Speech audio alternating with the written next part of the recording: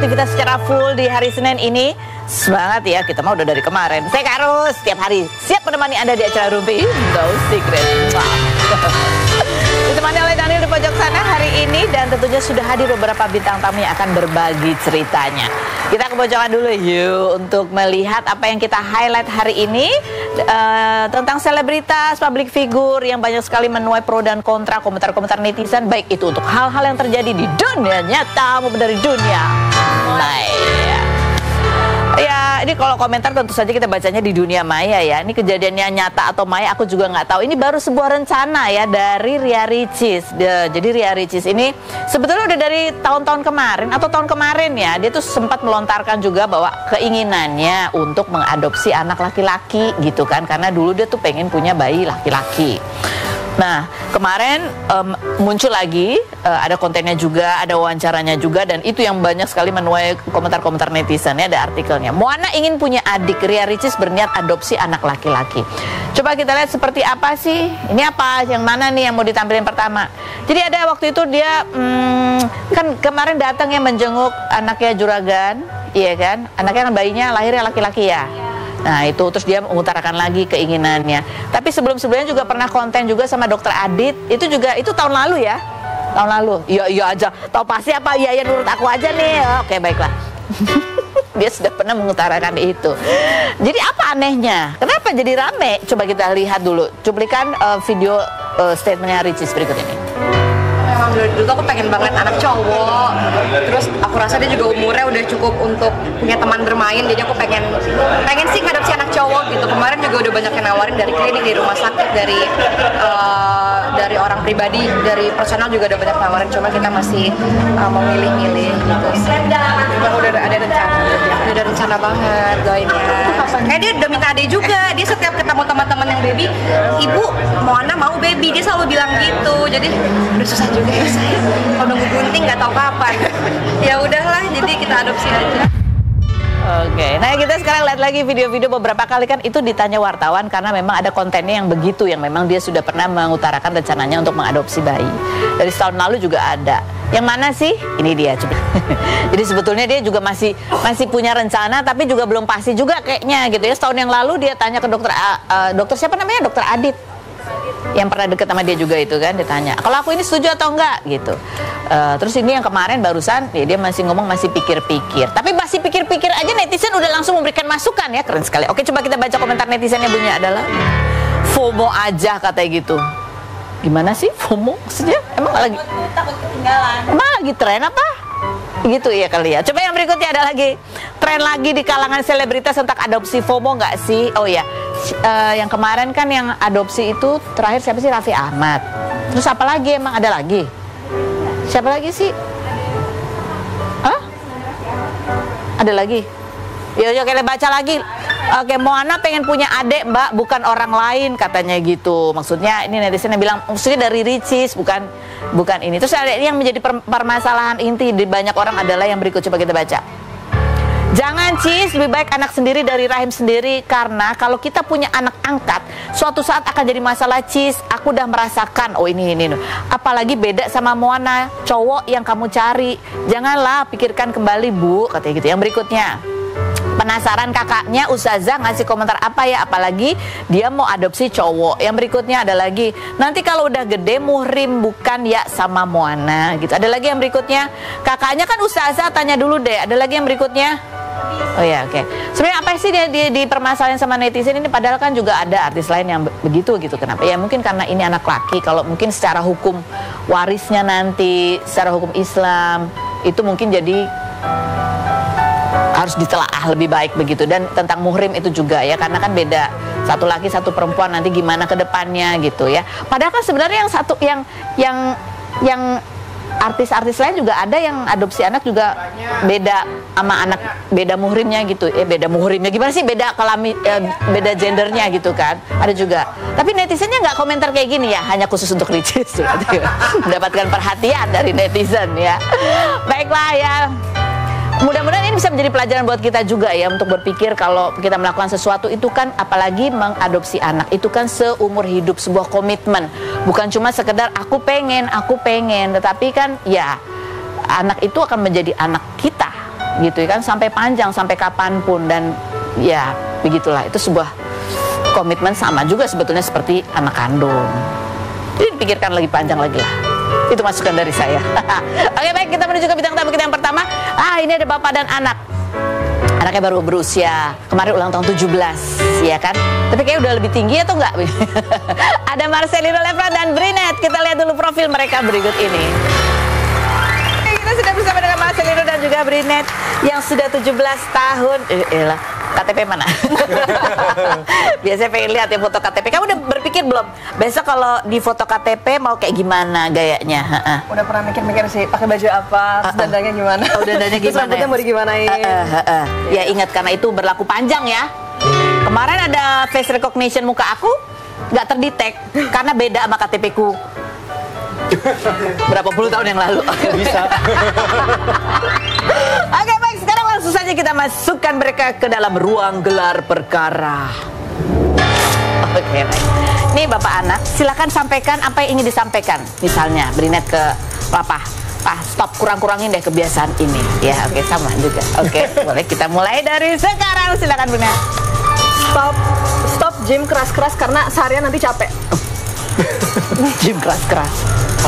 Stop bikin konten TikTok nari-nari. Bapaknya nggak suka. Stop jokes garing. Bapak-bapak ya. Aduh. Apa yuk? Stop. Begadang, enggak. Stop belajar terlalu keras. Iya. Karena dia belajar kalau udah ini motivated banget, bisa semalaman. Akhirnya besoknya dia kecapean. Ada lagi? Setiap kali naik tangga, aduh, pegel. Setiap kali naik tangga, soalnya udah nge-gym seharian. Wine. Stop minum minuman yang nggak sehat gitu ya. Oke, lanjut. Satu. Ayo, ada lagi? Nggak ada, bapaknya bingung. Karena menurut aku dia tuh Udah perfect. fine aja. Nggak perfect, but semuanya kayaknya masih membanggakan lah ya. Selalu membanggakan. Selalu membanggakan. Tapi kamu dengar tadi, ada kamu ternyata punya istilah kekhawatiran karena bapaknya nge-gymnya terlalu keras ya kan. Sehingga naik tangga aja justru nggak kuat. Gimana sih, Pak? Biasa habis leg day. Lemas langsung kakinya ya. Gitu deh, anak gym. Terus biar apa sih, melarikan dari mana sih nge-gym keras banget? Biar Atau ada siapa sih di tempat gym itu? Bisa ya dikait-kaitin. Cuma basically memang ada gym baru dan alatnya seru. Jadi kadang-kadang kalau udah masuk ke tempat gym dengan ambience yang baru, langsung in the zone. Tadinya gue cuma mau latihan tipis-tipis. Nggak tahu tiba-tiba udah gitu. Hari inilah kejadian. Oh iya. Jadi tadi sempet pas mau pulang udah setengah jam harusnya kesini. Sini dulu ya, masih gini deh. Kayak aduh. Ototnya masih butuh pemulihan. Iya, gara-gara gue main kaki terus akhirnya tiba-tiba kayaknya masih kuat. Gue latihan bahu terus habis itu latihan back. Bapak inget umur. Tapi kenapa tadi bilang katanya Brinette stop bikin konten nari-nari? Kenapa? Oh, dia Segini deh. Kenapa sih? lucu. Kadang-kadang dia suka bikin konten terus sama Dewi terus dia juga ya itulah. Kenapa nggak boleh? Kenapa sih dikurang-kurang? Stop malah katanya, bukan dikurang-kurangin lagi. Well actually sebenarnya nggak suruh stop sih, cuman dikurang-kurangin aja. Karena bapaknya khawatir apa? Sebenarnya ya lucu aja sih, cuman ya gimana ya? Agak-agak sering aja belakangan ini. Karena dibandingin dulu, dia tuh yang kayak apa sih ini TikTok gitu, terus tiba-tiba dia sekarang perubahannya cukup drastis. Aduh bapak, anaknya udah gede. Anaknya udah gede, bikin. Tapi kamu mungkin menemukan enjoy-nya itu ya, main sosial media. Jadi seru aja. Oke, kita lihat yang berikutnya dari postingan Marcelino flashback sinetron Bidadari ya, bersama pemeran-pemeran yang sama di berapa puluh tahun yang lalu ini ya. Lucu banget sih. Seru banget. Ini update terbaru. Kita sekarang udah bikin grup WhatsApp loh. Astaga, semua ada ya. Keluarga bidadari. Dan yang kagetnya yang diperkirakan gak akan masuk ternyata ada di situ. Siapa kayak Nia Ramadhani iya, masuk. ada. Karena Marshanda invite her. Karena dia main. Terus aku kenal sutradaranya dong, si masuk Syarat juga. yang orang India, masukin. Terus Marini Ayu Azari, dua peri. Dua perinya itu Terus masuk kemarin semua. Angel Karamo aku ajak juga masuk. Jadi ada dua lala, dua ibu peri. Dan kita udah janjian nanti somewhere Akan ketemuan. akan ketemuan. Ih, lucu banget ya. Dan rencananya kita mau live TikTok, mau live Instagram. Oh, live TikTok, joget-joget juga nggak Pak? Ikutan. Mungkin dengan anak-anaknya masing-masing. Terus habis itu ada kebayang mau bikin project lagi nggak mungkin? Ya kita berharap sih yang pada eksekutif-eksekutif iya. itu Tolong ya. supaya bikin sesuatu. Iya. Coba kita lihat sekarang ya cuplikan kompilasi aktingnya Marcelino di sinetron Bidadari puluhan tahun yang lalu itu. Flashback. Iya lucu banget. Iya, Marcelino waktu kecil mirip banget sama anaknya Sienna ya. Mirip banget sama Sienna. Kamu lihat itu gimana? Kamu bilang tadi katanya ada temen kamu yang nonton. Lucu aja setiap kali ada temen aku yang bilang dia pernah nonton, aku yakin, oh itu kan papa aku. Hah, yang bener. Terus aku kayak, iya. Oh gitu, mereka tuh nggak tahu kalau itu papa kamu. Iya, pertama tuh kayak, ini kayaknya pernah lihat deh somewhere. Terus habis itu aku bilang kayak, oh ini kan papa aku, dia dulu main. Terus dia kayak, oh mirip Baru ya. ngeh gitu Mirip ya baru deh. ngeh, iya. Menurut kamu beda nggak sih yang papa waktu itu sama yang sekarang? Buat kamu ya? Aku lihat sih agak nggak masih jauh beda ya. Ada samanya, tapi dulu tuh kayaknya lebih mulus. Tapi sekarang masih perlu diserika-serika ya. Komentar netizen coba kita baca yang berikut ini. Ini pasti Oh, lucu ini nih. Marshanda ya Kak. Oke, yang berikutnya ada lagi. Anak 90 kumpul yuk, kita udah tua. Asli, penggemar Ini sinetron pasti teman Bidadari. kamu bilangnya gini, iya ibu aku nonton itu gitu kan, atau iya nenek aku suka banget nonton gitu nggak? Iya, biasanya tuh nonton barengan sama papanya, mamanya. Aduh, aku juga merasakan seperti itu Pak. Ya kayak berikutnya, bapaknya kok makin tahun makin muda toce. makin mateng. Semoga beneran ada ya, Sir. Oh iya, ini lucu nih. Aku salah satu penonton setia Bidadari dulu sampai nangis waktu rebutan TV sama papaku karena beliau mau nonton MotoGP sedangkan aku nonton Lala. Karena kan dulu aku tiap hari tayang di TV. Pasti seru banget kalau pemain Bidadari di sinetron baru lagi dengan cerita berbeda tentunya. Atau mungkin Bidadari Reborn. Misalnya ini kan Reborn terus ditawarin lah anak-anaknya kan udah pada punya anak semua nih ya. Ditawarin mau ikut dong main gitu, mau nggak? Mau dong. Mau nggak? Oh serius? Dia interest in acting sih. Oh iya? Iya. Oh kita lihat ya. Udah ada tawaran casting apa gitu? Pernah apa ya? Untuk feature barengan sama dia. Mami. Mami. Mamanya ya. Oh ada berarti enjoy. Suka? Enjoy, Oh iya. oke. Boleh nggak Pak? Boleh dong. Boleh ya. Oke. Yang berikutnya. Oh ini yang baru ulang tahun ke-17 21 Desember kemarin. Oh happy sweet 17th birthday to my beautiful daughter. May God bless you with a life full of happiness, good health, and grant you the desire of your heart. Pas yang jam 12 malamnya itu, aku lagi syuting. Terus? Rencananya aku pengen mampir kan, cuman aduh nggak bisa. Nggak bisa. Karena itu syuting rolling, kita break jam 9 pagi besokannya. Gimana? Setengah 7 pagi besokannya.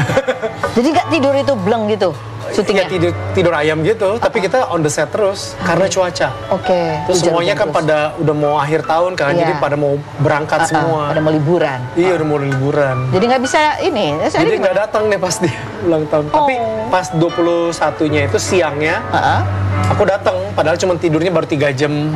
Jadi masih kayak Dela-delain. agak gitu. Terus kamu gimana perayaan 17? Iya seru. Jadi ada perayaan pertama barengan sama teman-teman di rumah. Terus nanti pas tanggal 21-nya baru barengan sama keluarga, makan bareng, lunch bareng. Terus ya seru. Jadi spend family time. Family time. Terus sebenarnya kamu pada saat 17 tahun ya, apa sih yang kamu harapin pada saat udah menginjak 17 tahun dan ke atas tuh apa? Semoga bisa keep improving. Jadi kayak walaupun udah 17 itu tuh nggak titik kayak udah di situ aja, tapi continue untuk grow up dan improving. Kan udah punya KTP nih, bentar lagi ada keinginan untuk punya SIM gitu-gitu nggak? Iya, mau. Sama SIP, Sip. surat izin pacaran. Oh. Bapak langsung gini. Nanti ngobrol sama Udah langsung gini, dia langsung nunjukin ototnya, serem ya. Enggak, ini melorot dulu. Tapi ya ini kan anak udah semakin besar, jadi gadis gitu ya. Apa yang paling dikhawatirkan oleh seorang Mas Saibino? Kekhawatiran itu cuma selentingan sih ya. Apa? Cuma sesuatu yang pop up aja. Cuman akhirnya balik-balik lagi kayak ya udah memang ini adalah fase yang harus dia lewatin. Persis kayak aku dulu juga kecil. Yaitu? Pas masuk ke fase itu juga umur 17 ya kan. Ya pasti akan ada apa ya? Mungkin gejolak udah emosi. mulai memperhatikan penampilan, terus emosi yang naik turun, terus punya pemikiran sendiri, kayak gitu-gitu. Jadi sebenarnya nggak gimana. Nggak gimana, If nanti juga dia misalnya udah ada suka-suka sama itu, nggak apa-apa. Yang penting di jalur koridor yang benar, terus sering bertanya aja. Kalau misalnya ada sesuatu yang dia penasaran. Mau diajak gym nggak tuh nanti teman deketnya? Oh itunya. Diajak teman nge-gym. Harusnya sih udah bisa nge-gym. Harusnya. Seharusnya udah bisa nge-gym. Karena dia udah punya standar sendiri sih. Oh, okay. Cowoknya itu harus. Oh ya harus kayak apa? Harus kayak apa standar kamu? Karena aku tuh udah selalu terbiasa dengan bapak aku udah atletik, jadi aku ada standar untuk at least healthy lifestyle. Healthy lifestyle. Kamu juga kan healthy lifestyle juga ya. Terus habis itu yang estetiknya match sama aku. Apanya? Yang estetik estetik gaya penampilan. Oh, gaya penampilannya kayak kamu. Apa sih well dressed sama well groomed gitu. Oh, well groomed ya, bukan yang nggak katro-katro amat. Oh. Keren lah gitu ya. Terus apa lagi? Terus baik, pintar gitu ya. Nah, kan kamu ini udah makin besar. Tadi kan papa kamu bilang ya, ya dia pasti akan lebih memperhatikan penampilan. Gitu udah mulai dong ini skincare, make up gitu-gitu ya. Iya, wishlist aku sekarang semua ada skincare, make up, terus baju-baju, tas. Terus ngilirin. Biasanya kamu kasih daftar itu biasanya ke mama kamu atau ke papa kamu? Ada satu untuk mama, satu buat papa. Oh, dibagi dua. Biar ada jatah sendiri. Ada grup kan. Jadi lucu aja kalau udah mau menjelang ada apa-apa dia udah kirim. Ini listnya ya. Dia udah bikin kayak PDF ya. Iya, Google Doc. Urutan. Udah ada. Jadi nomor 1 itu prioritas nomor 1. Terus baru turun ke bawah. Yang ya sosok lah. Ada enggak syukur. Ya udah bagian prioritas dari apa. Oke, sekarang kita ada kasih pertanyaan. Silakan dibaca masing-masing. Silakan. Gemes ya. Satu-satunya. Silakan. Satu-satu bukanya. Astaga, satu taruh. Ya. Oke. Siapa duluan? Papanya dulu deh. Oke, kakak sebutkan 3 sifat nyebelin papa yang kamu nggak suka, tapi kamu diem aja. Tadi ya kan, jokes bapak-bapak itu. Iya, itu udah satu. Setiap kali kita masuk mobil, keluar mobil, masuk ke dalam restoran, foto yuk. Oh, selfie terus. Selfie dulu. Iya. Karena banget lagi. Dokumentasi. Karena foto itu adalah melihat perubahan mereka. Iya. Dan kadang-kadang kalau lagi waktu kosong bengong di rumah ya udah balik lagi ke 2018, 2017, 2016 lihat lagi. Oh. Dia udah fase gini belum? Fotonya gitu nutupin muka gitu. Adeknya. Oh, adeknya. Kamu enggak adeknya. Udah ketemu kan? Iya. Anaknya aduh. Dia udah. Kamu baca. Oke. Papa, andai aku girls trip selama sebulan keluar negeri sama teman-teman, boleh nggak? Sebulan? Iya, biasanya tuh kalau habis lulusan SMA tuh biasanya gitu ya. Kita nggak ini dulu sebulan dong. Ya berapa? Paling lama boleh berapa? Ya seminggu, 2 minggu. Kalau lebih dari 2 minggu aku udah ikut. Ikut ngawal ya. Kamu udah kebayang, ini kan udah 17. Tadi kan sebentar lagi lulus SMA, mau kuliah gitu. Udah kebayang mau kuliah di mana, di sini, di luar? Pengennya sih di luar ya. Amin, udah di luar. Tapi ya nanti semuanya akan dibicarakan dengan orang tua. Terus nanti semoga terusnya bisa mengikuti career path-nya aku mau. Kamu mau jadi apa sih? Udah kebayang belum cita-citanya? Amin di architecture. Oh, arsitek. Mau jadi arsitek. Bapak, kalau anaknya pergi ke luar negeri udah siap belum? Itu bukan cuma sebulan loh, Pak. 3 tahun lah minimal. Siap. Bapaknya siap menyusul ke sana. Siap menyusul. Kan cuma ngomong siap aja kan. Oke, nanti kita ngobrol lagi. Berikut ini ada anak-anaknya Pak Tarno ya akan hadir ke sini untuk berbagi keresahannya begitu ya. mereka ingin merawat bapaknya karena merasa selama ini kok kayaknya bapaknya udah sakit, lagi sakit, belum sembuh, belum bisa ngomong, tapi kok terlihat masih bekerja, masih berdagang, pindah-pindah tempat lagi gitu ya, tidak nyaman. Kita lihat dulu profil mereka berikut ini. Namun Dewi, istri mudanya, dituding melakukan eksploitasi karena membiarkan Pak Tarno berjualan dan menerima job di luar kota. Bagaimana kelanjutan laporan yang dilayangkan anak-anak Pak Tarno terhadap Dewi? Saksikan kisah selengkapnya hanya di Rumpi No Secret. Baik, kita sudah bersama dengan anak-anaknya Pak Tarno. Ini ada Nurma, ya Aisyah yang kemarin kita sempat ketemu, dan juga Yanti, gitu ya. Ini anak-anak dari sebetulnya satu bapak ya. Ada yang ibunya beda juga. Iya, beda ibu. Oke, kita lihat dulu artikel sosok anak-anak Pak Tarno ancam melaporkan istri muda, begitu ya. Jadi keresahan kalian itu adalah karena kalian melihat bapak lagi sakit. Betul. Tapi kok kenapa masih dikontenin? Iya, betul. Terlihat berdagang di dan pindah-pindah tempat. Iya, okay. betul. Tapi kan mungkin ada orang yang bertanya, nih anak-anak kenapa ributnya baru sekarang sih? Pada saat bapaknya sakit, ngerawat nggak sih gitu? Oh, oke. Jadi dari sebelum viral itu kami sebenarnya udah coba ngomong, sudah coba mediasi. Kenapa sih masih berjualan aja bapak? Oh, gitu sebelum viral sebenarnya udah ngomong? Ya, waktu itu pertama kali boomingnya itu, bukan booming sih, ada kabarnya itu sebelum viral ya, ada kabarnya itu. Jadi bapak itu masih dalam kondisi masih di infus, bukan infus ya, bekas infus tuh masih nempel kan, ya kan di plasternya itu masih, itu udah langsung dibawa berjualan gitu Kak. Kamu sebagai anak ngeliat itu? Aku nangis sih, sampai 2 hari nangis. Waktu itu sebenarnya aku belum kenal sama Kak Aisyah. Belum kenal? Belum. Jadi berjuang aku waktu itu nyari kontak ke sana ke sini. Akhirnya ketemulah sama ex manajernya bapak gitu kan. Ini gimana ya, saya kok lihat bapak pemberitaan seperti ini gitu kan. Nah dikasih info lah, coba kontak langsung sama Aisyah gitu, karena juga beliau lagi mengusahakan bapak seperti itu. Jadi sebelum viral memang kita udah berusaha Kak.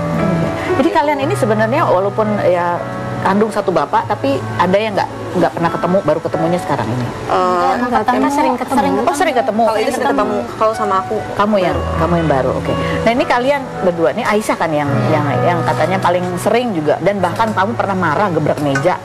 Iya. Karena saya udah saking emosi. Kenapa sampai kamu emosi pada saat itu? Ya kan sampai sekarang udah saya bilang, Bu jangan dipajang bapak, jangan suruh berjualan bapak. Tapi kok sampai sekarang masih aja di dagang di depan rumah, bilangnya pakai payung. Tapi kan kayak orang sengaja dipakein payung. Kalau bisa ya dengan ibu aja sih yang dagang, kenapa enggak ibu aja, kenapa harus bapak?